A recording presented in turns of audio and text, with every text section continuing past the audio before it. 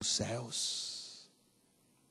Então os seguidores de Jesus tinham, da multidão, seguia, tinha os 70, mas ele tinha escolhido especialmente 12. Foi diminuindo, 12. Mas mesmo dos 12, ele andava especialmente, em alguns momentos, com 3, que era Pedro, Tiago e João. Esses 3 viram coisas que os outros 12 não viram, e que os 70 menos ainda, e a multidão menos ainda. Esses 3 viram Jesus, por exemplo, ficar na sua glória. Ele foi revestido de glória, estavam orando no monte, de repente eles ouviram a voz de Deus, Deus falou com eles, apareceu Moisés de um lado, Elias do outro, conversando com Jesus, as vestes de Jesus ficaram brilhantes, e cheio de glória e tal, eles ficaram, o Pedrão já logo atirado, vamos fazer uma tenda, fica aqui, provavelmente nessa glória toda não vai acabar, o mundo vai se virar para cá, todo mundo vai se submeter, porque Jesus, Moisés e Elias, vão fazer uma tenda para cada um, a gente faz uma cabaninha. Só estavam lá Pedro, Tiago, João e Jesus. E a voz do céu disse, não, dá ouvidos primeiro a ele, faz o que ele falar. Então eles tiveram algumas experiências especiais por seguir Jesus, esses 3, Pedro, Tiago e João. E o Pedro achou que já tinha alcançado o máximo.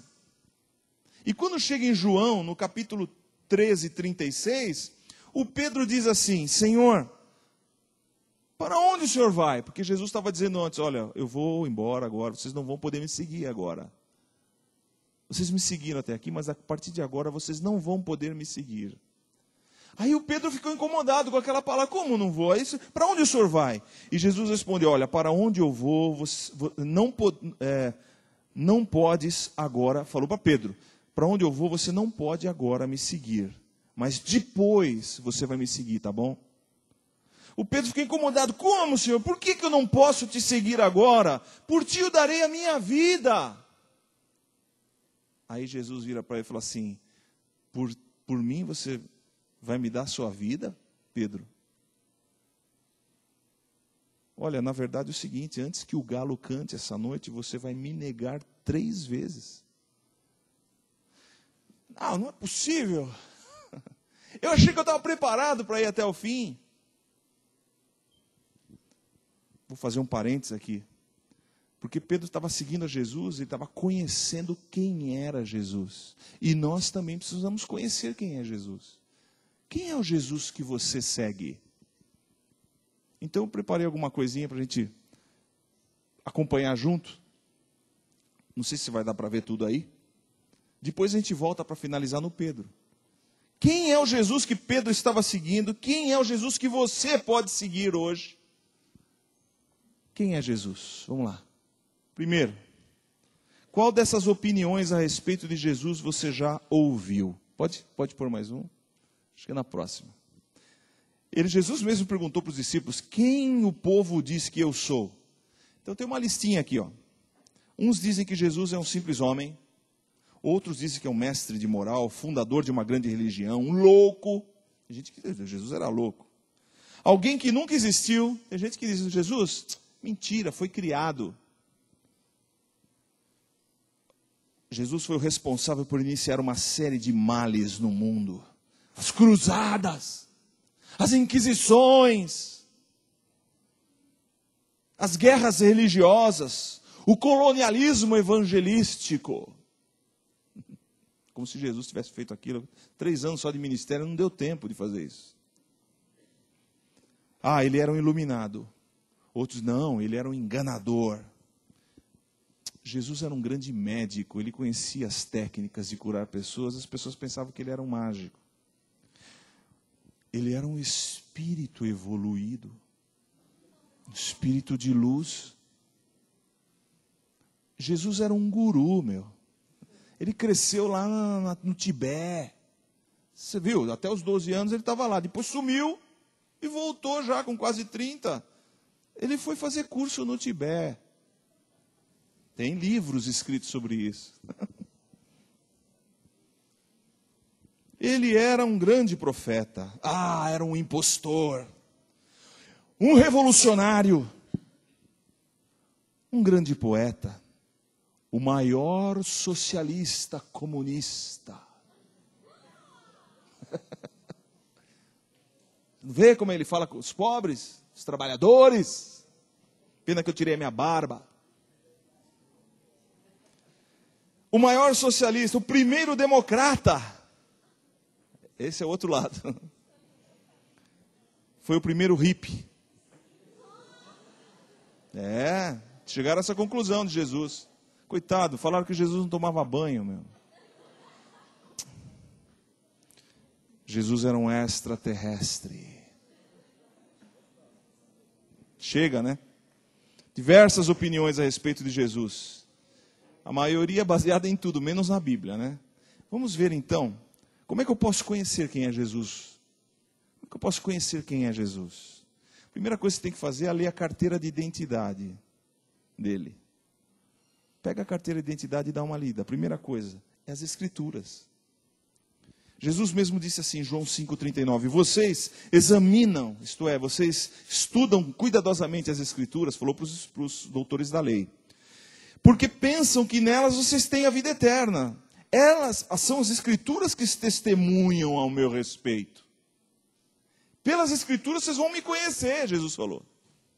Então, se você é um seguidor de Jesus, você precisa conhecer Jesus observando a palavra dele. As Escrituras mostram Jesus. Você sabia que existem mais de 300 profecias detalhadas que se cumpriram na vida de Jesus?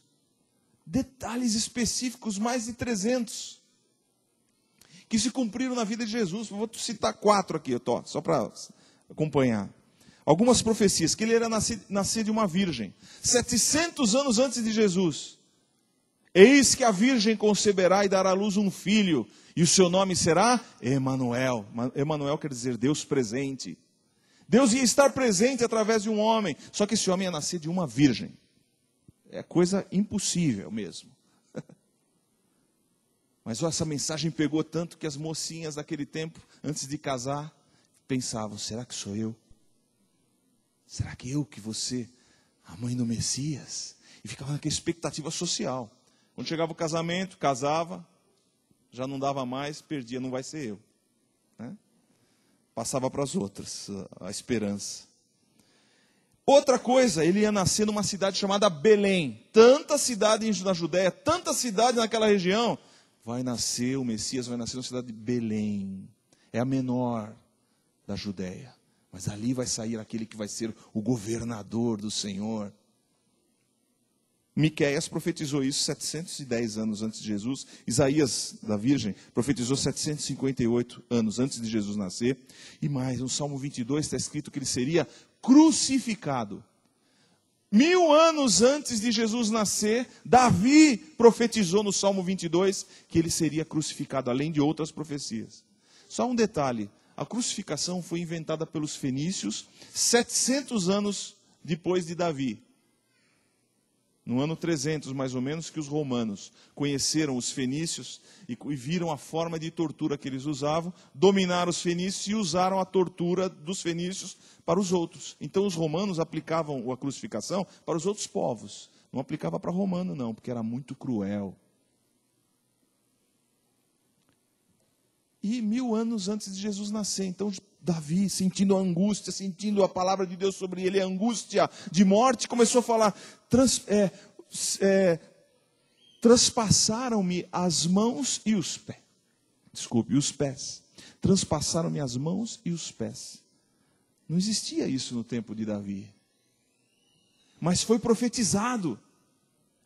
Foi profetizada também a sua traição, as moedas, a quantidade de moedas com que ele seria traído, a crucificação e também a ressurreição.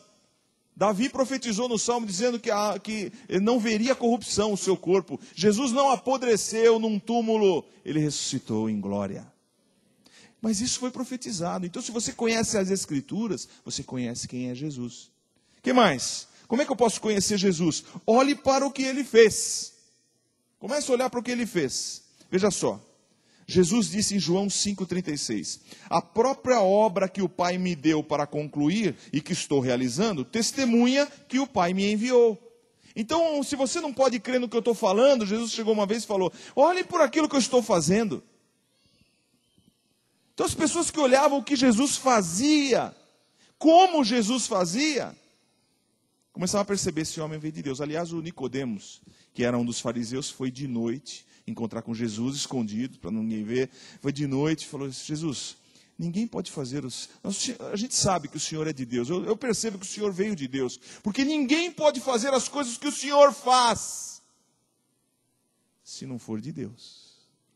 Então ele concluiu logicamente, e Jesus já tinha falado isso, se você não pode, não crer na minha palavra, me analise pelo que eu faço, porque aí você vai me conhecer. Você está seguindo um Jesus que fez muitas obras, cada ato de Jesus mostra quem ele é. Você nunca vai pegar um texto de Jesus dizendo assim, Jesus falando assim, ih gente, errei. Você não vê, você percebeu? Ih pessoal, me enganei, vocês me desculpem. Olha, não devia ter feito isso, sabe? Não tem nenhum texto que Jesus faz isso. Ele era exemplo de conduta, pensou nos outros em primeiro lugar do que a si, partilhou seu poder, curou doentes, libertou os escravos do diabo, ressuscitou mortos, alimentou multidões, instruiu discípulos. Todas essas coisas ele fez e ainda faz hoje. E você pode relatar alguma ação de Jesus hoje? Terceira coisa que você pode fazer para conhecer mais a Jesus, pense no que ele disse, nas suas palavras. Em geral, a gente não quer ouvir ninguém sem conhecer a pessoa primeiro, não é verdade? Mas depois que você vê as Escrituras e vê quem Jesus é, depois que analisa o que ele faz, você pode analisar suas palavras. Jesus disse assim, as palavras que eu lhes disse são espírito e vida. As palavras de Jesus, por isso que quando você lê a vida de Jesus, você lê o Evangelho, lê a Bíblia, você está lendo a palavra de Deus, e a palavra de Deus penetra na tua alma. Ela não é esse livro não é um livro comum, de ficções, de romances, de palavras bonitas, é um livro que traz a revelação de Deus para a tua alma. Você lendo a Bíblia diariamente, é como se você acendesse uma luz num lugar escuro, e a palavra de Deus vai operar, trazer vida em você. O Espírito Santo vai trazer novidade no teu coração. Você não será mais a mesma pessoa, porque você vai conhecer aquele que trouxe a revelação para você. Então, saiba disso. Pense nas suas palavras. Minhas palavras são espírito e vida, disse Jesus. E quando Jesus chegou para os discípulos que não queriam mais segui-lo, e falou para os demais, vocês também não querem me seguir mais? E Pedro falou assim, para onde iremos nós? Só tu tens as palavras de vida eterna. Pedro estava muito comprometido, Pedro estava adiante, Pedro estava assim, Pedro sempre foi assim, né? Meio atiradão, adiantado. Então, veja só, se você prestar atenção, Atos 1:1. Atos foi escrito por Lucas. Lucas era um médico e era um médico muito criterioso nas seus escritos. Ele escreveu o livro de Atos e é considerado uma obra perfeita em termos de descrição de lugares, na arqueologia, como é que chama? A ciência dos lugares, aí onde os lugares antigos, a arqueologia também usa, para saber qual é a descrição. Ele dá detalhes do porto que parou na cidade e tal, depois o vento veio e pegou e levou o barco para onde. Ele descreve tudo que é comprovável hoje, e é considerado uma obra-prima nessas descrições antigas, e de consulta dos estudiosos. Mas ele começou escrevendo o livro assim. Em meu livro anterior, que era o livro de Lucas, o Evangelho de Lucas, Teófilo, escrevi a respeito de tudo que Jesus começou a fazer e a ensinar. Então, você pode analisar o que Jesus fez, você pode analisar o que Jesus ensinou, falou. E isso vai trazer conhecimento de Jesus para você. Ok? Então, até aqui, você pode conhecer Jesus pelas Escrituras, conhecer Jesus, que é a carteira de identidade dele. Você pode conhecer, na carteira de identidade você tem quem é o pai, quem é a mãe, de onde veio, onde nasceu, tem os detalhes da vida de uma pessoa, né? Nas Escrituras você tem bastante detalhes a respeito de Jesus. Você pode ver pelo que ele fez, pode conhecê-lo pelo que ele falou, pelo que ele disse. Agora, você está conhecendo Jesus. Quem é o Jesus que você segue? É bom a gente analisar o que Jesus falou a respeito de si mesmo.